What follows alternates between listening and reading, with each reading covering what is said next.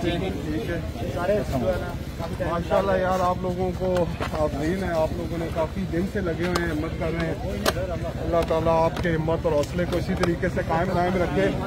ہم سب خان صاحب کی کال کے اوپر نکلے ہیں, پورا اسلام آباد اس پر سڑکوں کے اوپر ہے, نہتے ہیں, اور سوائے ماسک کے پانی کی بوتلوں کے ہمارے پاس کچھ نہیں ہے. جبکہ سامنے سے اس وقت جو فاشسٹ حکومت ہے وہ ربڑ بلٹس فائر کر رہی ہے, آنسو گیس کے شیل پھینک رہی ہے, اور بغیر کسی تقسیم کے چھوٹے بڑے کے جس طریقے سے وحشیانہ طور پہ فائرنگ کی جا رہی ہے, میں سمجھتا ہوں کہ اس سے پہلے ظلم و بربریت کی مثال قائم نہیں کی گئی تھی.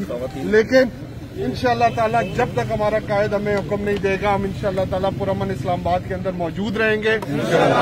امین گنڈا پور اس وقت ہزروں کے قریب ہرو پول کو کراس کرنے میں انشاءاللہ تعالیٰ کامیاب ہو رہے ہیں, اور انشاءاللہ تعالیٰ جیسے ہی وہ اسلام آباد میں داخل ہوں گے پورا پنڈی اور اسلام آباد ان کو کون بچائے گا پاکستان, کون بچائے گا پاکستان.